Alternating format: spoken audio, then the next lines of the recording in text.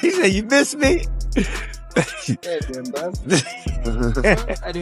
How you doing, baby boy?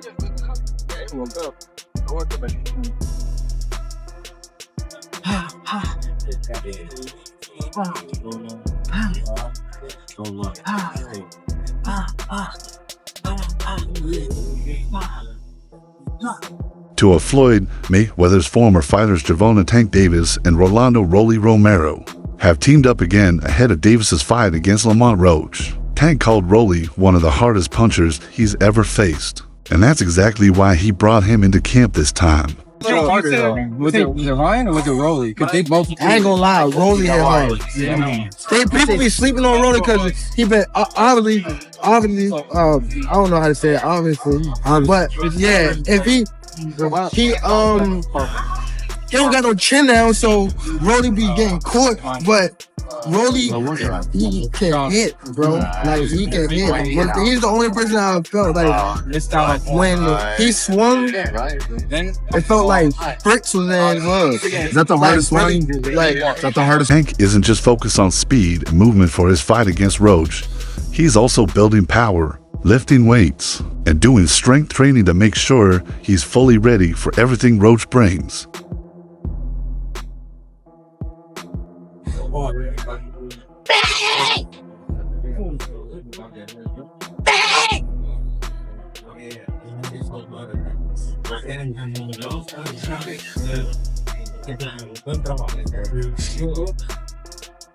After training, reporters asked Rolly what he thought about the rematch between Tank and Roach. Surprisingly, despite their past, Rolly picked Tank.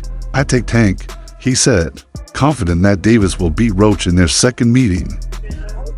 Ryan Garcia, that last fight against Oh my God!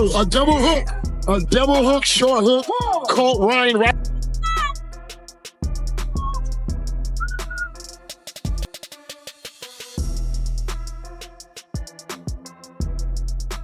Under the watch of Calvin Ford and Kenny Ellis, the pair worked in the gym together.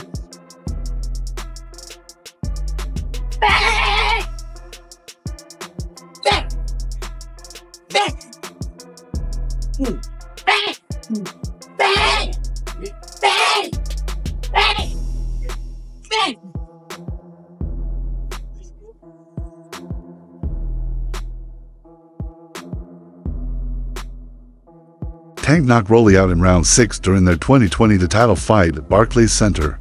Now, Rolly isn't sure who won Tank's 12-round fight with Roach. He praised Roach's performance and said Tank will adjust, learn, and fix mistakes when they fight again. Rolly spoke about the controversial draw and said Roach really shocked the boxing world that night. I definitely felt that.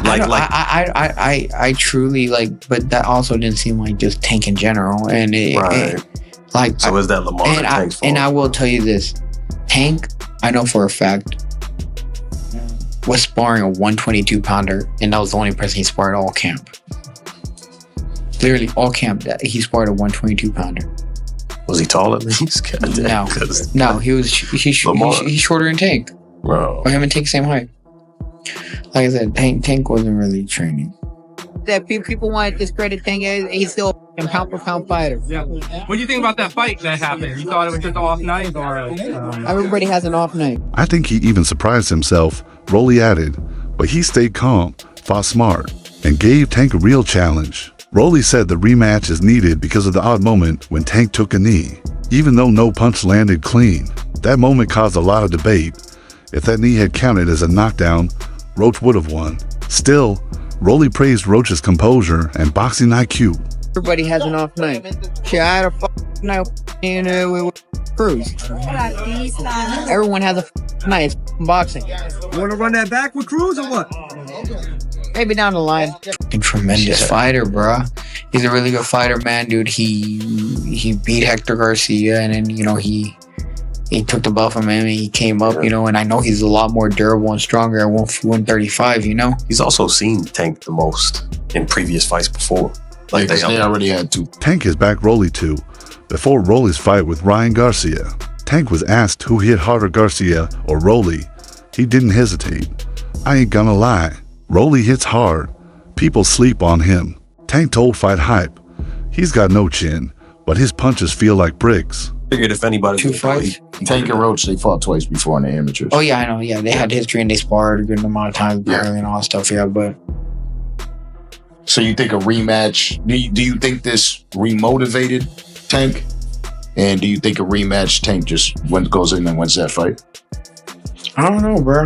We gotta see. We gotta see what like if it was a Tank tag. Now training with Rolly, who turned one of his lowest moments into a career high. Tank hopes to do the same against Roach. Rolly shocked the world as a big underdog, knocked down Garcia in round 2, and won the WBA secondary welterweight belt. It disrupted Garcia versus Haney too. One source said Rolly is now lined up to face Haney this fall instead. Are you talking about in sparring? Yeah, How many years ago was that? 8. And you think that's relevant to this fight? You think you learned something back then you can take forward to this fight? No, I wasn't really trying to learn that day. Can Rolly pull off the upset against Ryan? Can't Rolly pull off the upset. Yeah, do you think I don't want to say that's crazy, but yeah, hopefully, bro.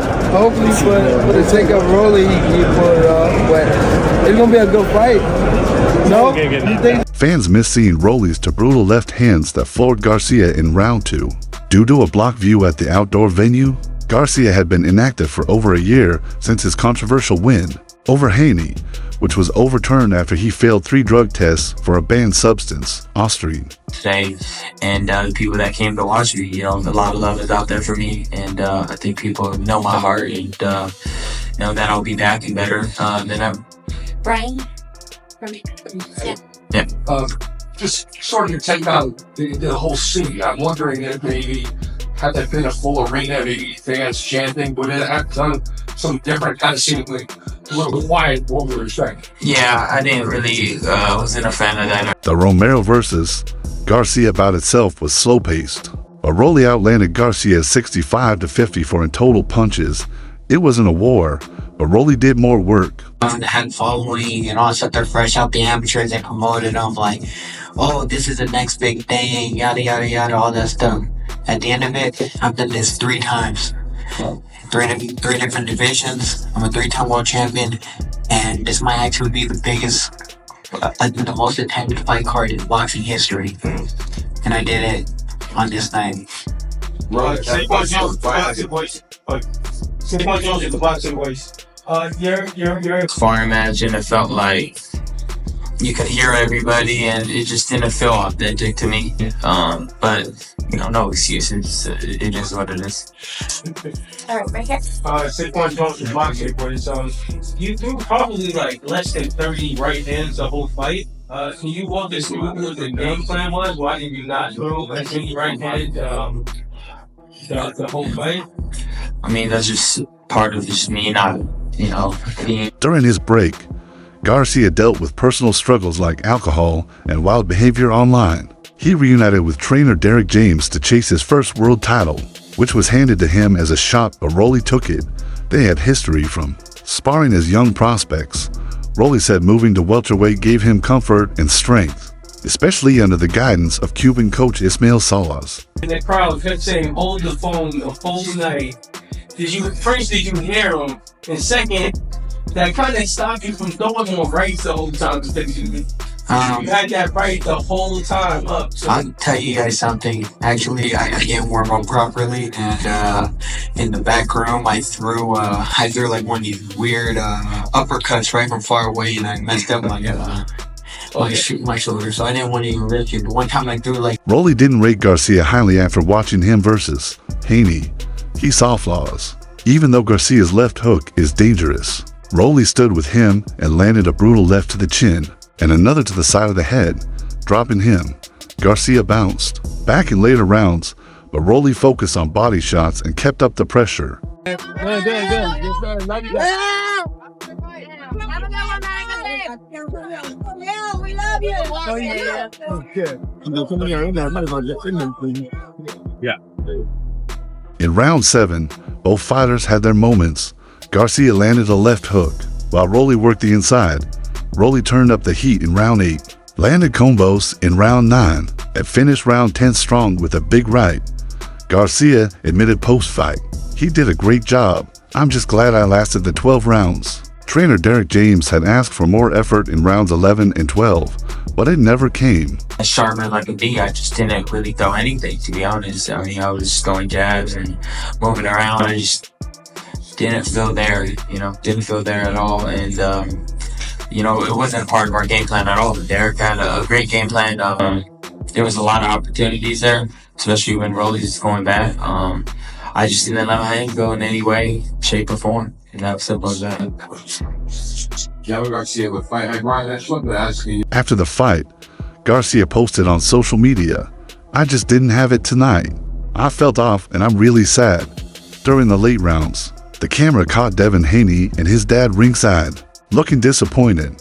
Hopes for Garcia Haney to seem to fade in that moment for fans and promoters alike. Just saw recently Tank and Lamont have a tough fight, and they had just been, obviously you and Rolly have had some history we talk about sparring, but do you think that any of that history played into tonight's outcome?